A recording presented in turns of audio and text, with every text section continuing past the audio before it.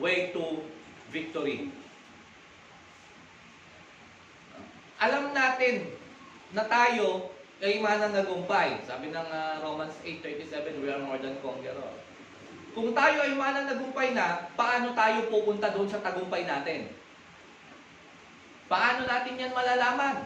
Paano natin yan gagawin? Saan natin makikita? Ang hirap na gusto natin maging matagumpay, pero ayaw naman natin kumilos. Ang hirap ng sabi natin, gusto natin maging maganda ang buhay balang araw, wala naman tayong ginagawa. Kailangan natin magtrabaho ngayon. Sabi nga ni Janet, ni Marcia kay Jan, anong sabi? Magsumikap ka. Diba? Ang taong nagsusumikap, nagkakaroon ng katagumpayan. Sa lahat ng aspeto ng buhay, kailangan nating maging masikap. Ganon din sa paglilingkod sa Panginoon. Kailangan nating i-pursue yung dream natin na makamit yung buhay na walang hanggan. Kailangan nating, yung goal na yun, kailangan nating puntahan. Revelation chapter 2 verse 10. Do not fear what you are about to suffer. Behold, the devil is about to throw some of you into prison. Meron namang ipinunta sa inyo sa bilangguan ng demonyo. Sabi niya dito, huwag daw tayong matakot sa kung ano yung ating mga sasapitin na pagsubok. That you may be tested. And for 10 days you will have tribulation. Be faithful unto kailan? Unto death. Hanggang kamatayan. Kaya nga doon sa mag-asawa pa lang, anong sabi doon? For richer, for poorer, for better, for worse, until death. Diba? Until death do us part. Yun yung sa mag-asawa. Kaya sa paglilingkod din sa Panginoon, ang sabi niyan, be faithful unto death, and if we found faithful, hanggang sa pagbabalik ng Lord, I will give you the crown of life. Yan yung ginugol ng isang Kristyano, the crown of life, yung korona o yung putong ng buhay na walang hanggan. Yung buhay na hindi na kailanman mawawala. Yung buhay na kailanman na hindi na magkakaroon ng anumang paghihinagpis, ng anumang kasakitan, yung kalungkutan. Buhay na kasiya-siya, buhay na ganap, buhay na masaya. Yaan ang plano ng Diyos. Yaan ang gusto ng Diyos na marating natin. Ngunit paano natin yan mararating? Ang gusto ng Diyos, mapakinggan natin ang kanyang mga salita. At after natin mapakinggan, kailangan gawin natin ito. God wants us to hear and do His will. Kapag napakinggan natin yung kanyang salita, dapat yan ay gawin natin. Walang nawawalan ng saysayang anumang salita na ating napapakinggan kung hindi natin yan sinasagawa. Kahit na anong ganda ng mensahe o anong ganda ng isang salita na napakinggan mo, kung hindi mo yan isasagawa, useless yung ganda ng napakinggan mong salita. Yung napakinggan mong salita, ang iniisip mo, yan ay magbibigay ng pagbabago sa buhay mo o magbibigay ng katagumpayan sa buhay mo. Ngunit, hindi mo naman ginagawa. Hindi yan magmamanifest sa buhay mo. Hindi yan magkakaroon ng power sa buhay mo. Sa buhay natin. Ang sabi dito, ang sabi dun sa Bible, di ba? Sabi ng John chapter 3 verse 3, di ba? Unless a man be born again, he cannot see the kingdom of God. O maliban na ang tao ay may panganak na muli, hindi siya makikita o hindi siya paghaharian ng Diyos. Nakita natin na kailangan ng tao ay may panganak na muli o mabagong muli, may panganak sa Espiritu. Napakinggan natin, naintindihan natin, nagandahan tayo, and then hindi naman natin ginawa. Hindi natin ginagawa. So magiging useless anumang ganda ng mensahe na ibinibigay ng Diyos sa atin kung hindi natin ito ginagawa. But napakahalaga nung pakikinig. Kasi sa pakikinig dyan natin maiintindihan kung ano yung mga bagay na dapat natin gawin. Iba yung napakinggan sa narinig lang. Iba yung nakikinig sa narinig. malaki ang pagkakaiba nung naririnig sa nakikinig. Yung narinig, hindi ka sigurado. Hindi ka sigurado kung ano yon. Ikaw na lang yung gumawa ng kwan dahil may narinig ka, ikaw na lang yung gumawa. Yung tao na lang ang gumawa ng istorya, pinaganda niya na lang, nilagyan niya na lang ng introduction, ng climax, yung gitna, ng climax hanggang ending para lang gumanda yung istorya. Siya yung director, siya yung artista, siya yung scriptwriter, producer, lahat siya. Pero yung napakinggan, naintindihan niya kung ano yung sinabi. Naintindihan niya kung ano yung gustong ipahiwatig sa kanya. Pansinin niyo yung sabi kay Isaiah ng Lord, sabi ni Isaiah kay Lord. Sino ang isusugo ko? Sabi niya, ako po. Then sabi niya, magsalita lang po kayo. Nakikinig po ang inyong lingkod. Tignan niyo, iba yung nakikinig sa naririnig. Sana sinabi niyang naririnig ko po kayo. Si Adan at si Eva, nung nagkasala na sila, narinig nila yung yapak. Yung yapak ng Panginoon. Anong ginawa nila? Nagtago. Nung narinig nila. Pero hindi nila pinakinggang mabuti kung ano yung sinabi ng Lord sa kanila. Kasi kung napakinggan natin, dapat naintindihan natin. Kung yan ay tama, gawin mo. Kung yan ay mali, huwag mong gawin. Kasi nga, naintindihan natin. Parang sa bata. Diba? Naintindihan mo ba ako? Pagalitan mo yung bata, huwag mo nang gagawin ko, naintindihan mo ako? Dahil sa galit natin, oo lang yan. Pero ang totoo, hindi pa niya tayo naiintindihan. Naririnig niya lang tayo. Naririnig niya na kaya sumusunod yun dahil galit ka na.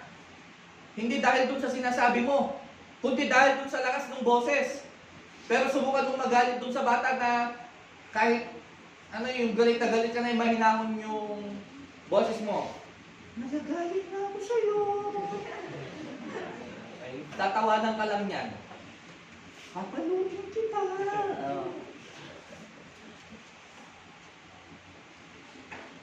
Pero ang mga may sapat ng kaisipan, kailangan ng mapakinggan, maintindihan yung kanyang mga ginagawa. Tandaan natin, we have the level of maturity. From baby, toddler, giging kids, teens, may pinagdadaan, may stages yan eh. Tignan nyo, iba-iba ang mga problema niyan. Iba-iba ang problema. Alangan naman na binata ka na, dalaga ka na, problema mo pa rin eh, yung parang pang baby. Hindi nga, di ba? Habang tayo ay nag-matured physically, nagmamature din yung mga kailangan nating pagdaanan.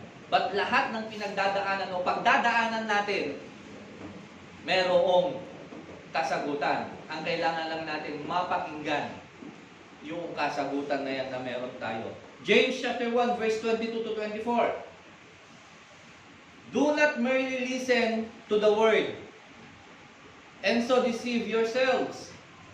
Do what it says. Huwag lang daw natin basta pakinggan kung ano yung ating nababa o naririnig. Kundi gawin natin ito. Anyone who listens to the word but does not do what it says is like a man who looks at his face in a mirror. Ang isang tao daw na nakikinig ng salita, ngunit hindi niya ito nagagawa, naiintindihan niya at hindi niya ito ginagawa, ay parang isang taong tumingin sa salamin and after looking at himself, goes away and immediately forgets what he looks like. Tumingin sa salamin, at nung nakita niya, okay, umalis na ako, hindi niya na tinignan mabuti kung ano yung mali o kung tama ba yung nakikita niya doon. Tandaan natin, ang salamin is just a reflection kung ano yung nakikita niya. Hindi pwedeng mandaya yung salamin. Huwag mong sasabihin doon sa salamin, ang daya naman ng salamin na to, bakit dito naglukmiga ko lang? Hindi totoo yun. Hindi madaya yung salamin. Yun kasi yung nire-reflect niya. Di ba? Ang sabi dito, ang taong nakikinig ng salita o nakapakinig ng salita at hindi niya ito ginawa, ay para daw taong tumingin sa salamin. At pagdaoy, kinalimutan na kung ano yung nakita niya. Tayo, sigurado ko, bawat isa sa inyo, ang huling ninyong tinignan bago kayo umalis ng bahay, salamin. Di ba? Salamin. At pag may dadaanan kayo na merong may salamin, tumitingin ulit kayo. Di ba? Kita nyo may salamin, may nakita kayong sasakyan dyan. Oh, salamin na naman. As long as magre-reflect yung sarili mo doon sa dadaanan mo, titingin at titingin ka. Bakit? Gusto kasi natin na maging presentable. Gusto natin na maging perfect yung look natin na harap sa tao. Ayaw natin na magkaroon ang tao na makikita ng anumang dungis o makakakita ang ibang tao ng imperfect sa atin. Diba? Kaya nga gusto natin, kapag lumabas tayo ng bahay, okay tayo. May lumabas ba sa inyo na nakita doon na, ay, dapat tinukat ko. Ay, okay lang yan. Huwag kong tatanggalin yan yung puso ngayon. Hindi. Titingin ka lang, titignan mo, mulagat mo tamatang na ka, sakit ang nanalain. Diba? O, tignan nyo yung katabi nyo. Sige, tignan nyo. Hawakan nyo na, tignan nyo na. Baka may.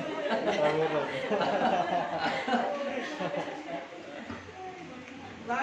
Yun yung sinasabi nitong ng Bible dito sa James. Sabi niya, ang sino mang nakikinig o nakapakinig ng salita at naiintindihan niya, ngunit hindi niya ito ginagawa. At para siyang tao na tumingin sa salamin, okay, may dungis, okay lang yan. Bayaan na natin. Same as with the spirituality natin. Kaya nga sabi rin ng James, ibabasahin natin itong aklat ng James, ito yung nagtuturo na makinig at gumawa. Sabi nung isang nabasa kong na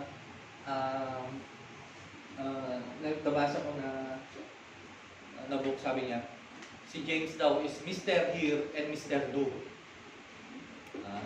Tinuturo ni Mr. Hear and Mr. Do kasi tinuturo niya dito yung pakikinig at yung paggawa.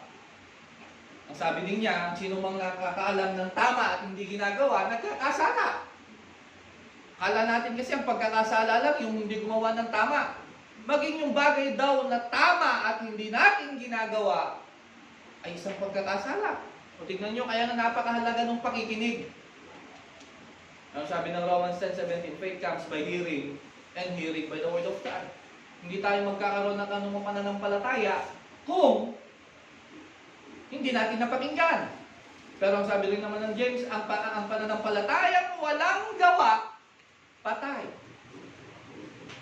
Kailangan kapag may napakinggan tayo, ginagawa.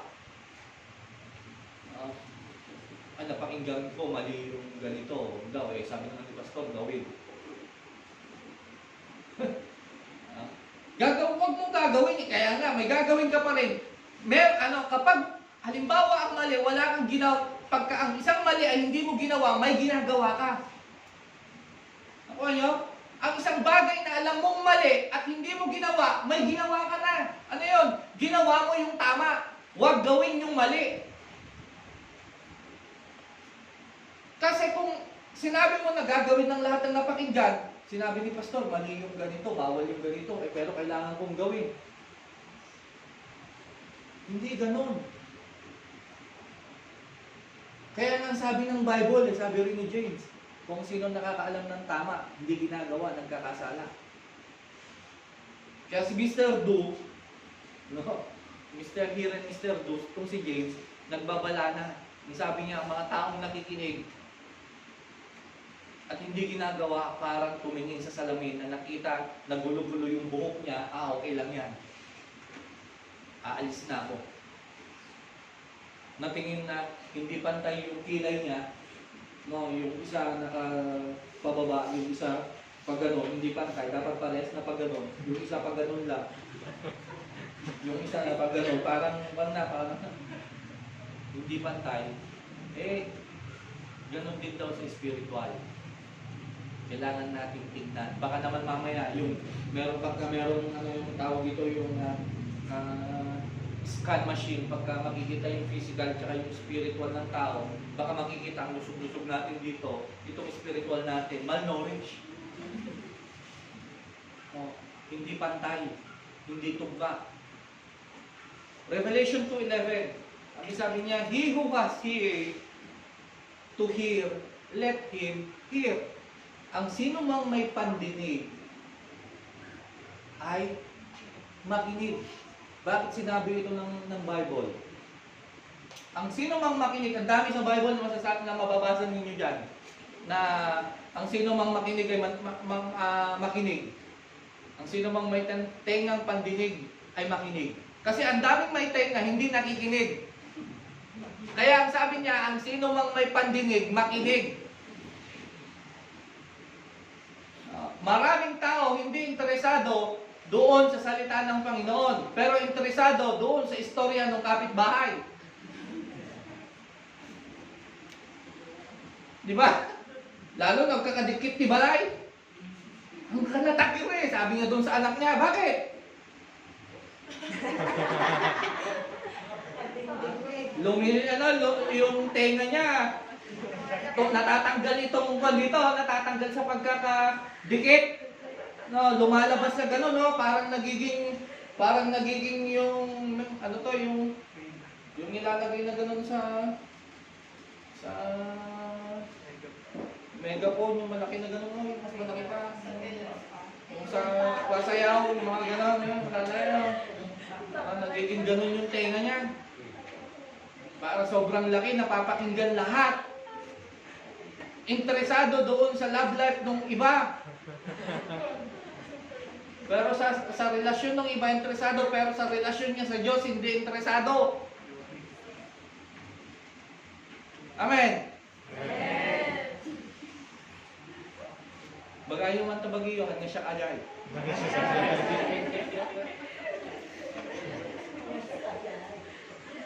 Lord, nakampo kayo na. Revelation chapter 1 verse 3. Blessed is the one who reads aloud the words of this prophecy, and blessed are those who hear and who keep what is written in it, for the time is near. Mapalad ang mga taong nakakapakinig at iniingatan at ginagawa yung mga bagay na napakinggan nila. Why? Dahil malapit na ang katapusan. Ang tao inaantay katapusan ng buwan. Kadalasan yan yung inaantay yung katapusan ng buwan. Pero bakit hindi natin pagandaan yung katapusan ng mundo? Bihira yung na excited na, ay Lord, sana dumating ka na para kumoko. Bihira eh. Ay na, kung gusto ko nakakampay lang kumain. Ay na, nagano, ituktukin na. Tuktukin na amin na bari-bari.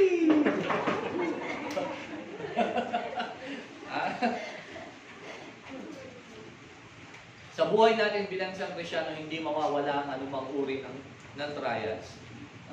In Christianity, it always includes yung suffering. Income na sa kabila. True Christianity includes suffering. So verse 10 kasi, yung sa ating text no? Yung sa ating verse, ang sabi niya, doon sa verse 10, do not be afraid of anything you are about to suffer. So it means, meron talagang darating na suffering. No? Pag-uusig. Sa ibang translation, o sa Tagalog translation, pag-uusig. Huwag daw tayong mabahala sa mga pag-uusig na darating sa atin. Ibig sabihin, meron talagang darating. About to come, sabi niya, about to come. So, meron na talagang nakahanda na dumating. Sino sa atin dito yung hindi pa nakaranas na mausig o yung ano pa bang ibang translation ng pag-uusig? Yung mahusgahan, mahusgahan. Sino? Hindi nga, tayo nga nahusgahan na eh. Madalas nga rin tao nga, madalas nga mahusga eh. Diba? Merong nakita na medyo matanda, tapos may nakitang bata. Yamit din, sabi niya, yung babae, mahilig dun sa matanda. Iba naman yung matanda, pumatol dun sa bata. Eh, mag-ama pala! Diba? Ano ba, magkaabay na ganun, pumunta sa mall, eh, siyempre, yung kadalasan ng anak na babae, mas sweet sa tatay kaysa sa nanay. Diba? Ganon din naman yung anak na lalaki, mas sweet sa nanay kuminsan kaysa sa tatay. O siyempre magkaambay. Madalas mahusga ang tao eh. O pagka halimbawa may dalawang lalaki magkaambay, kaya magka-holding is, sino kaya sa kanila? Ha? Sino kaya sa kanila? Eh, pagka pumunta ka nga sa ibang bansa, halimbawa dun sa India, magkaka-holding hands mga lalaki. Nagbebeso-beso pa mga lalaki. Diba? Nahuhusgahan na. O dito, sobra-sobra, magtitinginan na yan. Yung magkakasama, magtitinginan na, magginitilan na. Tapos magbubulungan na yan hanggang sa pag-uwi sa bahay. Topic nila yan.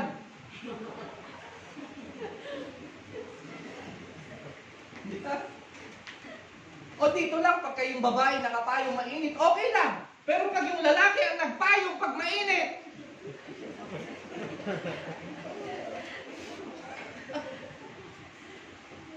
di ba? Pag yung babae nagpolvo, okay lang. Pero pag yung lalaki ang nagpolvo, ay issue yan.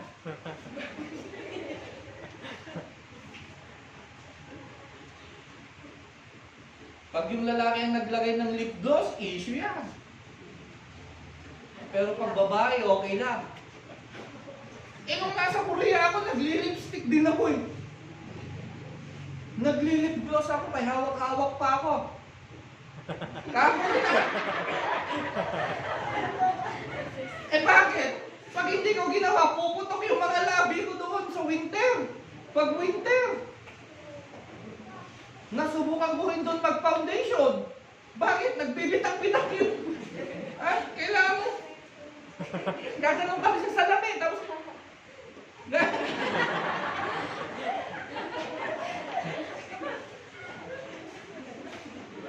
o doon, ang mga lalaki, ang suot na bag, pang babae. Pang babae. Okay lang naman sa kanila. Wala naman yung nagbubulong-bulungan na.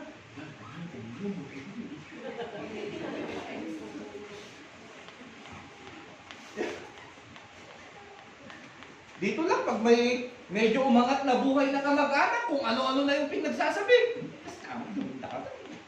Bakit kaya ang Pilipino hindi bibihira na kinakatuwa o nagiging masaya sila sa tagumpay ng iba? Sabi ng isang pastor na napakinggan ko, sabi niya, dapat tayo, sa pamilya natin, sa mga magkakamag-anak, maging masaya tayo kapag meron tayong kamag-anak na umangat sa buhay.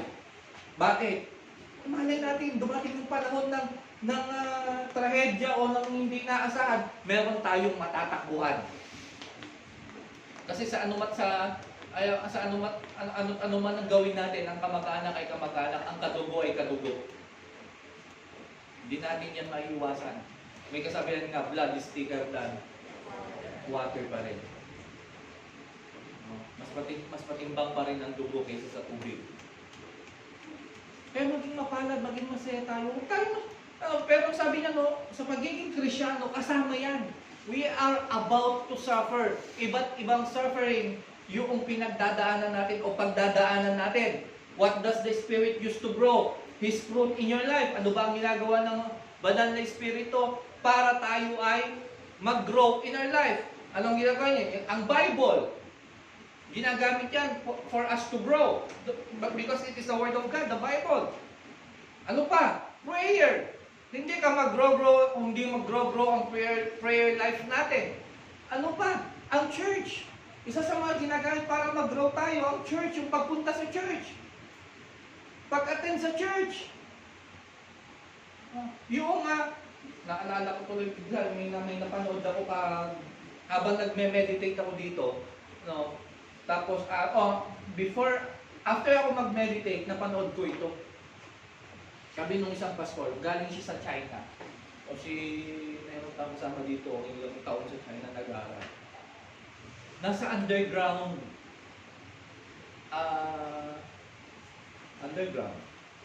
Doon sila nag-service. Ngayon, pumunta itong isang pastor doon, kinausap niya yung mga leader din, different leaders ng mga churches. May pumunta sa kanya, palilib, sa underground nga sila nagkita. Para nagkaroon sila ng training, gano'n. So, ang dumalo, 22 na leaders. 22 na leaders, mga pastors din ng different church sa China. Then sabi niya, bakit tayo nagtatago? Bakit tayo nasa ilalim? Pag ba nakita tayo, nahuli tayo, ano ang gagawin sa atin? May kukulong tayo ng mga ilang taon. Ikukulong tayo ng ilang taon lang naman. Sabi niya, ha? Mag-share lang ng Word of God? Nag-aaral lang ng Word of God? Yes, sabi. Kukulong tayo. Ng ilang taon. Then sabi niya, tinanong niya, sa inyo na mga lingkod ng Diyos, sino na sa inyo yung nasubukang makulong dahil nag-share ng Word of God? Nagtaas na kamay, 18. 22 lang sila. So apat na lang yung hindi nakaranas. Nakulong. So meron siyang dalang 17 or 16 na Bible. Binigay niya. So, meron kulang na 6. 22 sila eh.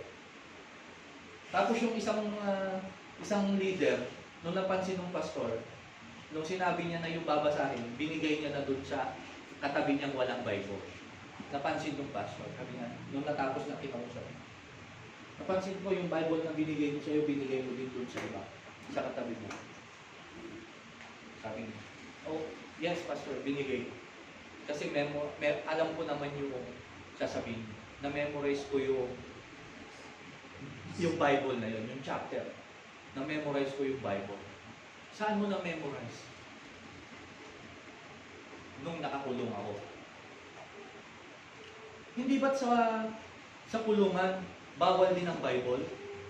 Pag nakita nila, bawal din. At every time kine-check kami. Kaya dapat bilisan mo na memorize yung Bible. Ang ginagawa pa namin, pinupunit-punit namin yan.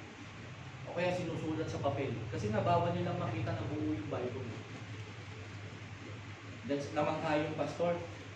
Then nagsalita yung isa sa mga dumalo. Sabi niya, how I wish na itong bansa namin maging kagaya ng bansa ninyo.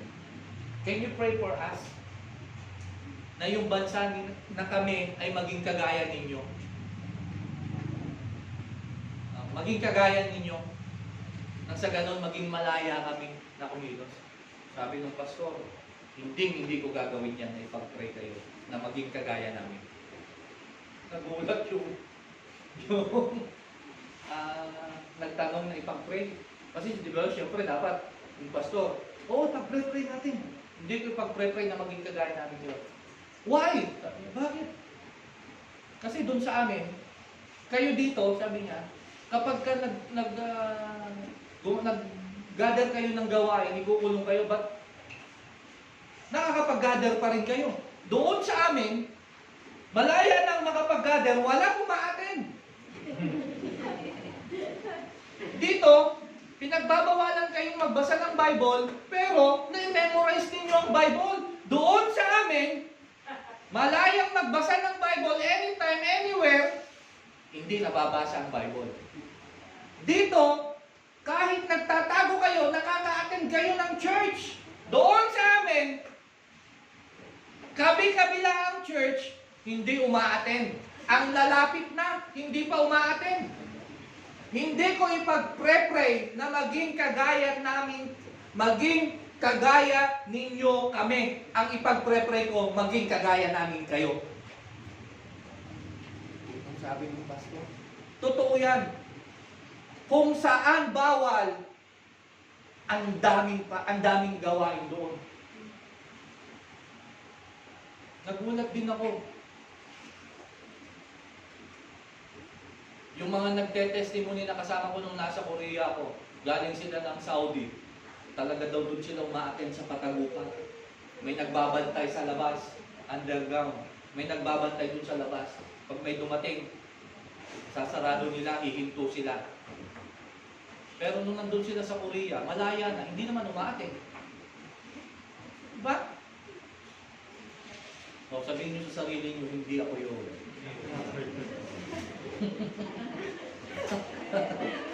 So, makakatulong, Bible, prayer, church, fellowship. Mahalaga rin yan, yung fellowshipping. Napakahalaga niyan. Para magkaroon ng bonding, para magkaroon ng maturity, para magkakaroon ng makakakilanlanan kayo, kailangan ng fellowshipping. And then, hindi mawawala yung suffering. Pag-uusig, trials, pagsubok, hindi yan mawawala para mag-grow tayo. Sabi ko nga kanina, as we grow, iba-ibang klase ng suffering ang pinagdadaanan natin. Iba't ibang level ng pagsubok, ng trials yung pinagdadaanan natin. Hindi pwedeng yung pagsubok mo nung ikaw ay bata, yun pa rin yung pagsubok mo nung ikaw ay nag-asawa na. Hindi. Iba yung pagsubok mo. Halimbawa, ang bata, ang pagsubok niya, ang problema niya, yung kakainin niya. Pagka nag-elementary na yan, yung baon niya, pagka high school na yan, baon. Problema pa high school na, baon, yung mga exam, ganun lang, mga teenager. Pero pag nag-college niya yan, ang problema na niyan, nag-iisip na yan about sa mga course, yung future niya. Pag nagtrabaho na yan, pinoproblema na yan, yung sweldo niya. Iba na wala pa yung katapusan, ubus na yung sweldo. Wala pa yung sweldo, ubus na. Ganun lang. Pero pag nag-asawa na yan, iba na rin yung problema niya. Diba? Bakit? Kumuha na yan ng problema niya eh. Dinagdagan niya yung problema niya. Iba-iba na yung problema. At kapag nagkaanak yan, iba na naman yung problema nun. Pag habang lumalaki, iba-iba. Sa atin, iba-iba. Pero lahat ng yan, pinagdadaanan natin because we are ready to face that. Ang hindi lang natin alam o hindi lang natin ginagawa kung paano natin yan mapagtatagumpayan. Kasi nga, we are not looking o hindi natin hinahanap yung way para pagtagumpayan natin yan. Kung problema mo yung asawa mo, huwag mong iwan. Hanapin mo yung daan para mapagtagumpayan mo yung asawa mo. Kung problema mo yung kapatid mo, huwag mong pagalitan ng pagalitan. Hanapin mo yung daan para mapagtagumpayan mo kung paano kayong magkakasundo. Okay? How do we suffer? First, when spiritual forces works against us. We suffer when spiritual forces works against us. Tandaan natin, ang battle natin is hindi about sa physical. Ephesians chapter 6 verse 12. For we do not wrestle against flesh and blood, but against the rulers, against the authorities, against the cosmic powers over this present darkness, against the spiritual forces of evil in the heavenly places. Ang battle natin is not physical. As a Christian, we are not battling physical. We are battling spiritual. Ang pakikipag-battle natin, spiritual. So kung ang kalaban natin ay mga evil forces, so we need to prepare spirituality rin. Kasi nga hindi natin nakikita yung kalaban natin eh. Hindi natin nakikita yung mga umaatake sa atin. O pansinin natin kagaya, ang ganda ng mood natin, maya-maya, bigla na lang nawala. Nakita mo lang yung best friend mo dati na kaaway mo na. Hindi dahil doon sa ginawa, kundi may nag-inject na sa'yo. May nag-inject na sa tao na magalit ka ng magalit yan. Sige, magalit ka. Ganyan nga ang demonyo. Ang gawin yan, man-demonyo. Kasi nga, demonyo siya. Tingnan nyo, pag nagagalit yung halimbawa doon sa mag-asawa, lumayas ka dito, demonyo ka! Sabi. Ang pinapalayas niya yung demonyo, hindi yung asawa niya. Kasi nga, may demonyo doon sa asawa niya. Eh, nagalit yung lalaki. Kasi tinawag akong demonyo. Sige, lalayas ako dito, demonya ka rin. Sabi.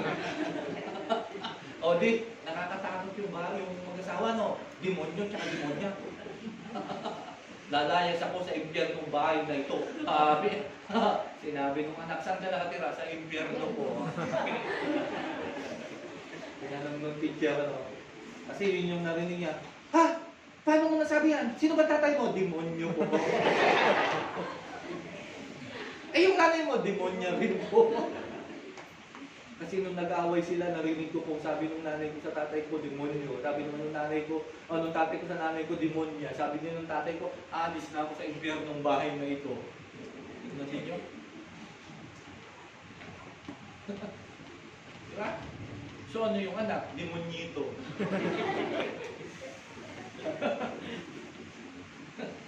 Damay. We are not battling physical. Spiritual ang laban ng pagiging Kristyano. Sometimes we suffer ng spiritual forces attack.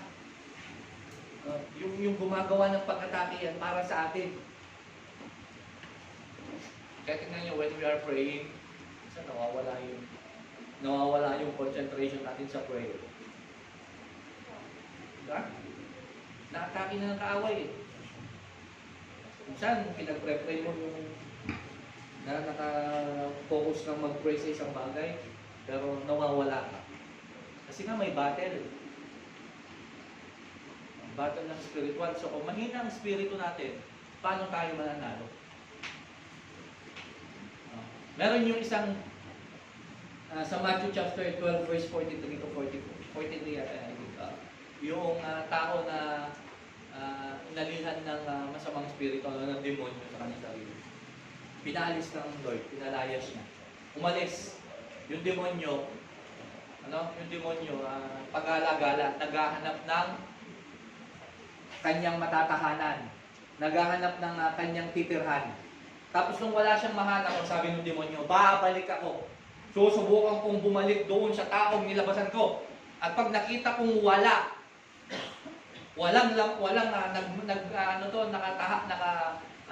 nakatahan doon o walang naninirahan doon, papasok ako muli sa kanya at magsasama pa ako ng 7. So bali 8. Kaya yung mga tao inalisa o umalis, sabi niya, mas lalong sumasama kaysa doon sa dati. Kaya pala sabi ko, marami yung mga dating nagbago, tapos nag-backslide, bumalik, mas sumasama. Bakit? Kasi naging 8 yung demonyo. Isa lang yung umalis, nag-recruit. Diba? Nag-recruit. Walang pinagkaiba yan pag nagyaya ka doon sa kainan. Nagyaya ka sa birthday. Niyaya ka sa birthday, may yaya ka rin. Hintay yun. Kada kasarap. Saan? Doon sa kabilang baryo. In-invite ka ba? Oo, in-invite ako. Kakilala yun nung kakilala ko eh. O, kita mo, hindi naman pala siya yung in-invite talaga. Yung kakilala niya, in-invite ka lang para may kasama siya. Ikaw naman, para may kasama ka rin, nag-invite ka. Eh, yung in-invite mo, para may kasama rin, nag-invite din. Ganun yun. Ganun din yung mga, yung sinasabi dito sa Matthew chapter 12. Kaya mas sumasama daw ang tao na tumatalikod sa Diyos. Yung dati, binago ka na, tapos tumalikod. Mas sumasama yung tao. Yung tao. Sabihin niyo sa sarili mo, hindi ako yung Lord. Hindi, makamu ko yun. Pangalawa. When government or political forces works against us, ito nangyayari. Sa ibang bansa, pinipigilan talaga na walang bawal ang Word of God, bawal nga ang Bible, bawal nga mag-pray. Dapat daw ang mga spiritual activity sa church lang ginaganap. O, sa Amerika nga, binawal nila dati yung bumati ka lang ng Merry Christmas. Bawal. Anong pagbati? Happy Holidays. Bawal mag-pray sa school. Bawal mag-gather ng Bible study. Sa church lang gagawin. At na-stop din ito noong nagkaroon ng pandemic. Sa atin, na-stop. O kaya nga nagkaroon tayo ng distancing. Diba? Kasi when government or political forces works against us, we suffer also. Si Paul, nung nagsulat sa Ephesians chapter 6 verse 20, for which I am an ambassador in chains, pray that I may not declare, or I may declare fearlessly as I should. Nasaan si Paul? Doon sa bahay nila. Mamaya nga po pa natin. Si Apostle Paul, nung nagsulat, nasaan? Nasa bilangguan. Bakit siya naibilanggo? Kasi nga nagpagaling siya ng tao at nag-share siya ng Word of God. Isineshare niya yung kabutihan ng Diyos. Pinagaling niya yung isang tao na inaalihan ng demonyo. Nakita ngayon ng mga pinuno niya, natakot, nainis sila sa ginawa ni Paul. Bakit pinagkakakitaan nila yung tao na yun eh? O, basahin niyo sa Matthew chapter 16. Sa Acts chapter 16. Kaya siya ipinakulong, silang dalawa ni Silas. Kaya sila ipinakulong kasi they are preaching the Word of God. Eh sa atin, wala pa namang pinapakulong eh. Diba? Wala pang pinapakulong, kaya nga huwag tayong matakot na mag-share ng Word of God. Kasi kung merong napakaganda at merong isang magandang balita na pwede nating i-share ngayon, it is the good news of God. Kailanman ang salita ng Panginoon hindi naging bad news. Yan ay good news. Sa lahat ng panahon, it is a good news. Sa lahat ng pagkakataon, good news yan, ang Word of God. Ano mang pinagdadaanan mo, ang Word of God is good news para sa atin. O makinig ka ng radyo ngayon, manood ka ng TV, magbasa ka sa mga social media, anong mga mababasa mo kadalasan? Puro bad news. Diba? Pulis, kapwa-pulis, nagpatayan. Anak, pinatay yung nanay. Anak, pinatay yung tatay. Lolo, ni-rape yung apo. Apo, ni-rape yung lola. Bakit? Adik eh. Ano yung bad news?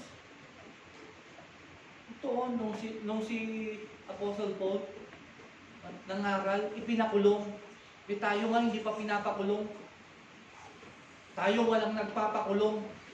Ahayaan ba natin na pigilan tayo ng mga namumuno na mag-share ng Word of God? Ito, yung kagaya nitong one, yung kaya kami rin po, yung mga association ng mga pastors, nagiging aware din kasi ang isinusulong nitong LGBT community, sinusulong nila sa sa local government na, every local government na nila sinusulong yung batas. Kapag nagkaroon na ng batas yan at nakaprubahan, ang mga lahat, mga pari, pastor, lahat ng yan, pagka inayawan sila na magpakasal, makukulong yung pastor o yung pare. Kapag naisa batas yan. At ang nakalagay na doon sa resume o biodata na pipilapan mo, hindi na yung gender doon, hindi na male o female lang. Hihintayin pa doon sa birth certificate na maging 18 yung tao at siyang magdedesisyon kung babae ba siya o lalaki. Undecided siya habang wala pa. Wala pang 18. Ilang taon ka na? 15. Babae ka lalaki? Ha? Oh, kita mo, alam mo eh. Di ba? Alam na ng tao kahit nga yung bata, alam mo eh. Ang bilis, pagkapanganak pa lang, makikita mo naman na kung babae o lalaki, hindi pa nga pinapanganak, makikita na sa ultrasound kung babae o lalaki. At kailangan pa, kaya yan yan na yung ginagamit ngayon, ginagamit nila ang government ngayon para pigilan, magsalita, magkaroon ng yung power talaga ng Word of God ay pigilan nila. Sa ibang bansa, bawal mo nang ipangaral yan. No, bawal mo ipangaral yung about dun sa LGBT, ipapakulong. Pag na-offend ako, nasaktan ako, pinansunalan mo, ipapakulong. Pag nagreklamo yun, makukulong. Diba? So, ang na-discriminate yung mga straight, silang na-discriminate. Pangatlo, when family and friends suffer. When family and friends oppose us, ito yung kadalasan. Pamilya at mga kaibigan natin yung nagiging dahilan para pigilan tayo na mag-serve sa Lord. Ito ang hindi ko maintindihan. Bakit ang daming magulang pinipigilan ang kanilang mga anak na maglingkod sa Diyos? At bakit dito rin? Dati noon, naalala ko nung elementary ako, meron kaming tinatawag na religion subject. Saglit lang naman yun eh. Ang pinag-aaralan naman, hindi naman yung religion eh. It's about relationship sa Lord. Yung about spiritual. Hindi naman ini-encourage na ikaw ay umanib sa amin. Ngayon, inalis, binawal. O dito lang, marami kami mga kinakausap doon na teacher, mga kinakausap kami ng mga principal noon. Hindi, bawal kasi kailangan namin sumunod doon sa pinag-uutos. Naiintindihan namin yun, pinag-uutos. Kaya na pinag-uutos ng DepEd o ng mga namumuno yan na kailangan nilang magpasabit. Naiintindihan po namin yun. Gawin po natin ito doon sa walang klase. Iset po natin doon sa walang klase. Sabi na magkakandak kami ng seminar about love, courtship, and marriage. Ayaw! Niisip ko tuloy. Sa bilangguan, allowed ang mga Bible. Allowed ang Bible. Allowed ang mag-share ng Word of God. Sa school, bawal. Kung sa school pa lang, maturuan na, o di kung mababawasan yung possibility na yung mga matuturuan doon sa school, mababawasan yung possibility na makagawa sila ng krimen para hindi sila umantong doon sa bilangguan. Kaya lang kasi ngayon, diba? Yung mga, and I experienced that. Punta ka lang, punta dyan sa church. Nandiyan ka lang. Kakagyanin. Dami ni Pastor Bo.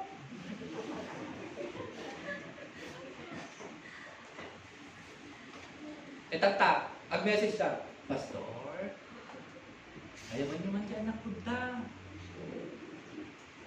Baga nga ako eh. Kung sabihin na, hindi, kontra ka kanya, tapos ka na.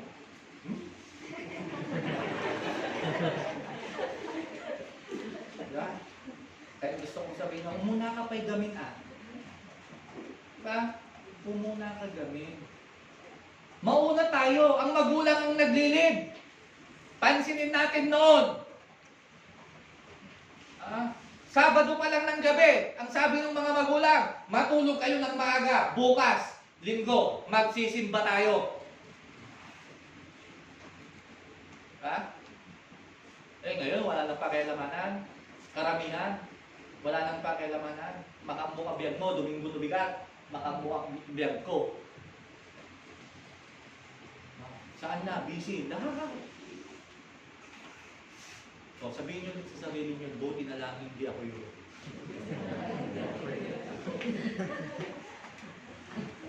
True Christianity requires faithfulness.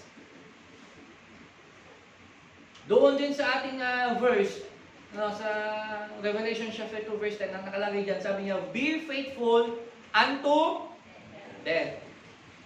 Maging tapat hanggang wakas. Faithfulness includes doing.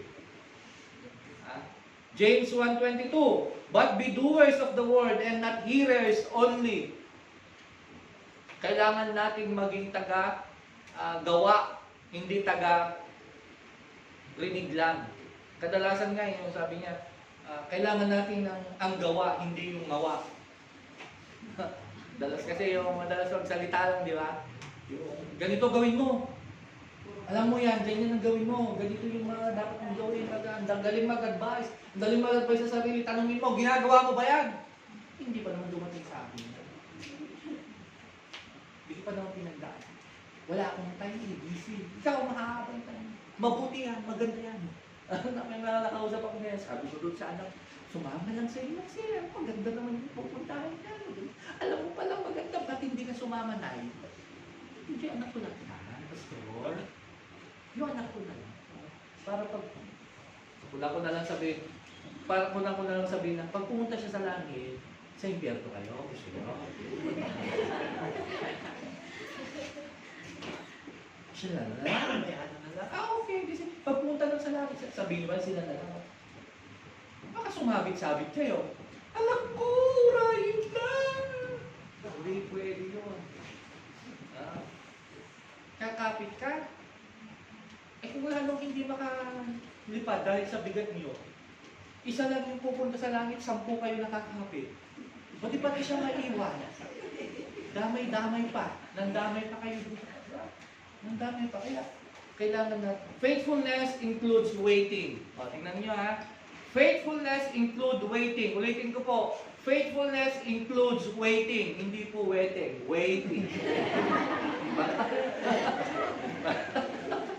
Baka ma-misinterpret nyo eh. Baka nabasa nyo narinig yung Revelation 2:20. Dos, ben. Anong tawag doon pag kayong nauna yan? Anong tawag doon? Tumbok. Sabi, tumbok. Dos, ben. Faithfulness. Ulit. Faithfulness includes waiting. Yan Linaw Waiting.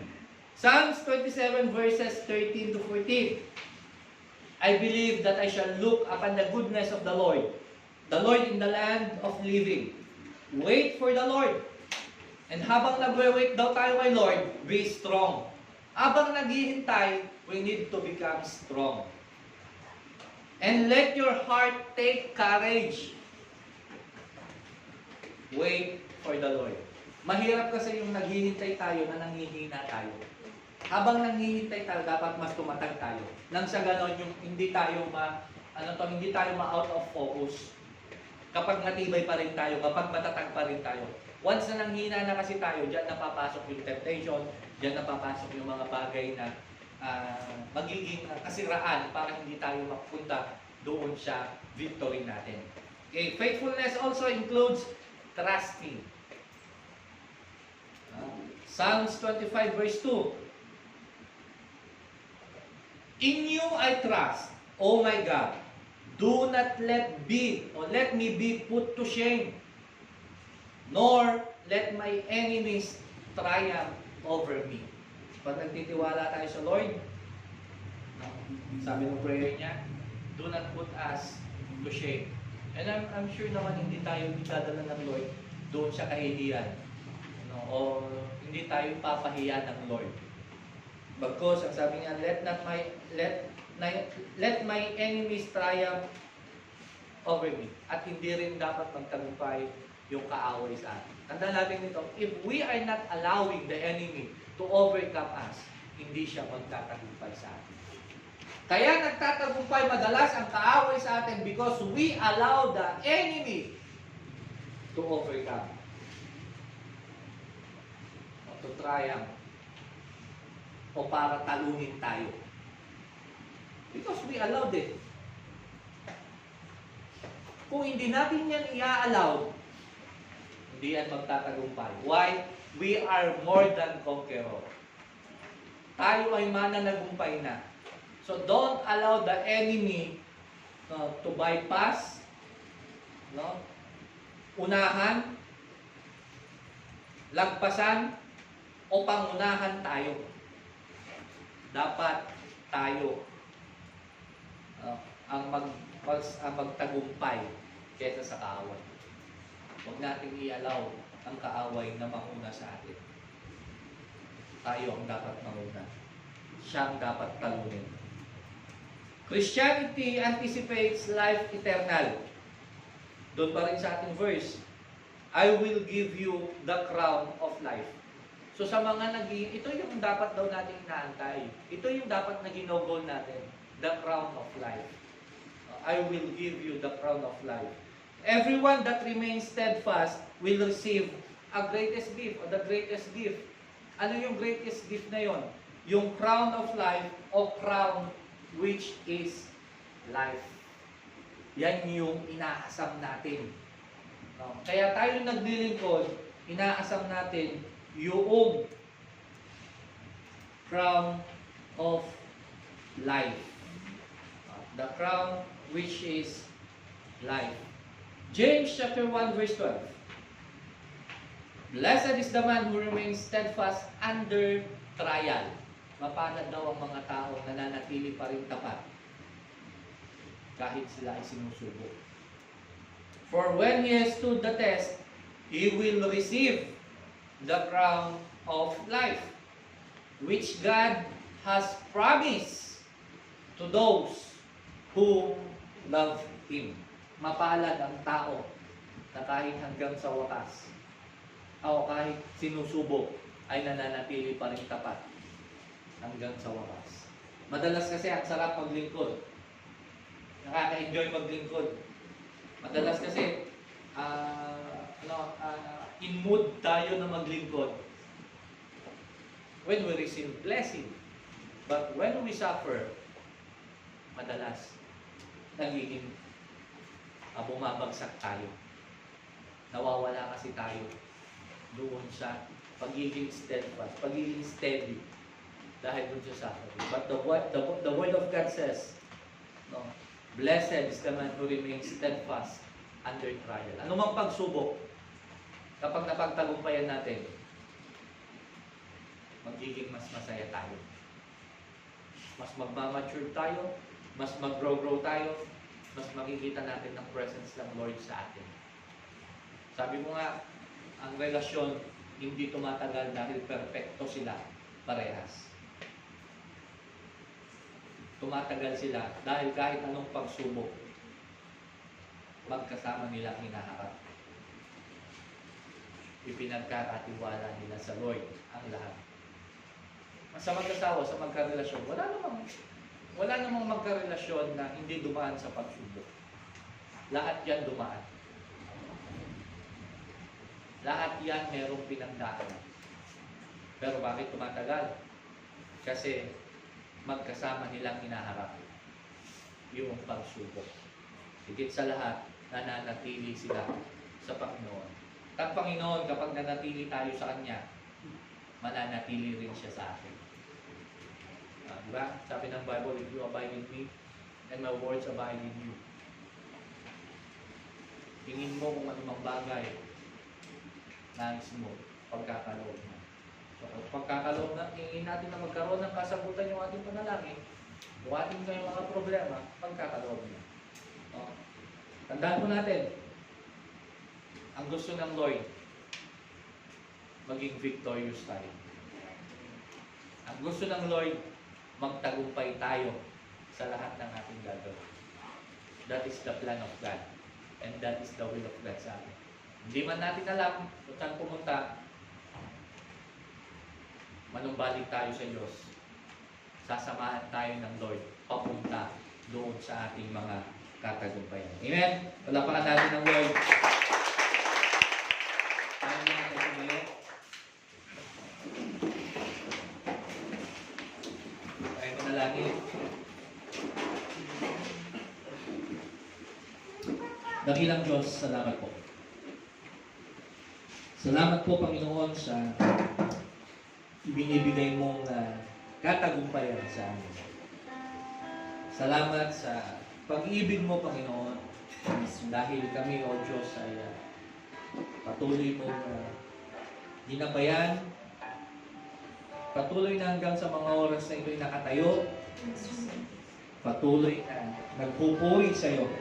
Despite of everything, Father God, na aming mga pinagdadaanan, mga pagdadaanan, still you remain faithful, Father. Lord, ang nais mo'y maging matagumpay kami. So Lord, here we are now. We trust our life unto you. Sa ganon, Panginoon, sa bawat gagawin namin, magkaroon ito ng katagumpayan. Ano mang bagay ang gawin namin kung wala ka, hindi kami magtatagumpay. Ngunit ano mang bagay ang aming gawin, kapag kasama ka namin, sigurado ang tagumpay na naghihintay para sa amin. Salamat po sa kabutihan mo. Salamat po sa pag-ibig mo, Panginoon. I pray also for my brothers and sisters. Lord, hayaan mo na matagpuan na ang bawat isa ang daan patungo doon sa pananagumpay. Lord, tinawag mo na kami bilang isang mananagumpay. Ang kailangan lang namin gawin ay puntahan yung tagumpay na yan na inaalay mo sa amin. Salamat ng marami, Panginoon, sa buhay ng bawat isa. Right now, Lord, we claim the victory of our life. We claim the victory ng mga bagay na plano mo para sa amin. Salamat, salamat, salamat, Panginoon, sa kabutihan. Madangila ka, maitaas ka. Ito po ang aming panalangin. May pasasalamat sa pangalan ni Jesus. Amen. Okay, maupo muna po tayo ulit.